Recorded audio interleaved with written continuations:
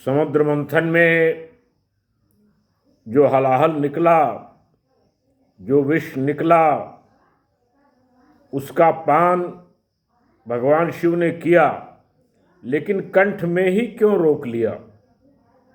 ये एक बात लगती है कि कंठ में भगवान शिव ने क्यों रोका।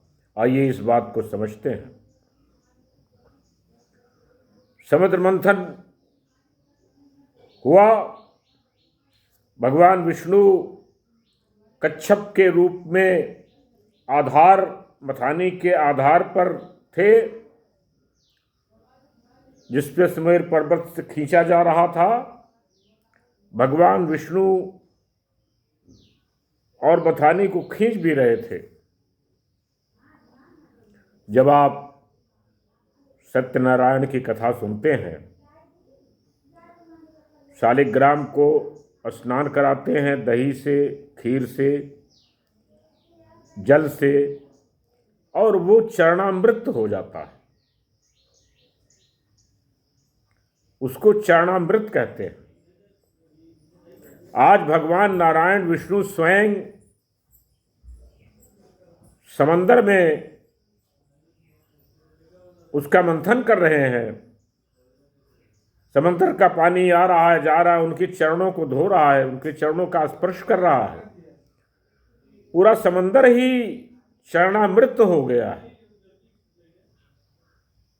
पूरा समंदर ही चरणामृत हो गया है। जिंदगी के समंदर में जब भी मंथन होगा तो पहला सामना आपका विषय होगा।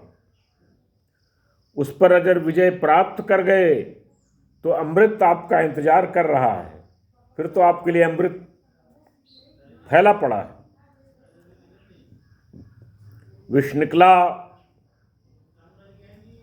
भगवान शिव से कहा गया कि आप विष पान कर लें, नहीं तो सृष्टि समाप्त हो जाएगी। सृष्टि को बचाने के लिए भगवान शिव ने कर तली हाथ अंजूरी से, जैसे आप चरणामृत लेते हैं, क्योंकि वो तो उनके लिए चरणामृत हो गया, विष भी उनके लिए चरणामृत हो गया। जहां भगवान के चरण स्पर्श हो गए, चरणामृत हो गया। वो चरणामृत समझ के पी रहे हैं। विष पान किया अंजूरी से, करतल से विष को पान किया, कंठ में रोक लिया, क्योंकि हृदय में उनके प्रभु श्री राम बैठे हुए हैं। मर्यादा पुरुषोत्तम भगवान राम उनके हृदय में बैठे हुए हैं, इसलिए वहां नहीं ले जा सकते। वहां ले जाने के प्रभु श्री राम व्यथित हो सकते हैं। इसलिए कंठ में ही उसको, हलाहल को कंठ में ही रोक लिया। विष का भक्षण किया और उसको, हलाहल को कंठ में ही रोक लिया।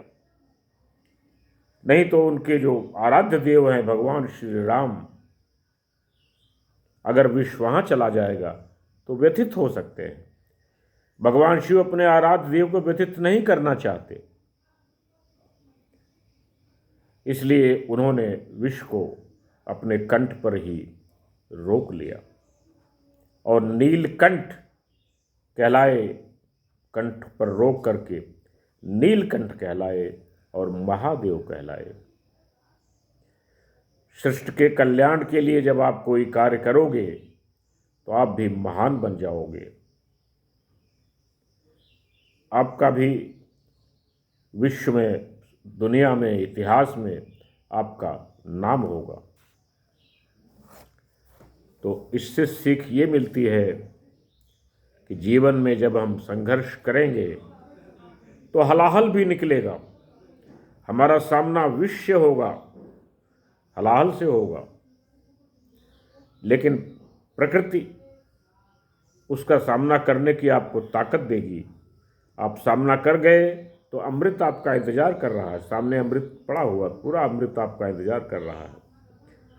तो अमृत की तलाश में आपको विष का भी सामना करना पड़ेगा, ये स्पष्ट समझ लीजिए। मेरा ये वीडियो पसंद आया, शेयर करें, सब्सक्राइब करें, लाइक करें, दोस्तों को बताएं, मित्रों को बताएं, रिश्तेदारों को बताएं, और लोगों को बताएं, उनको भी जानकारी हो, वो भी इस बात को समझें। मेरा नंबर है 9451033559। इस नंबर पर आप मुझे रिंग कर सकते हैं, कॉल कर सकते हैं, अपनी परेशानी पूछ सकते हैं, उसका निदान किया जाएगा। तब तक के लिए नमस्कार।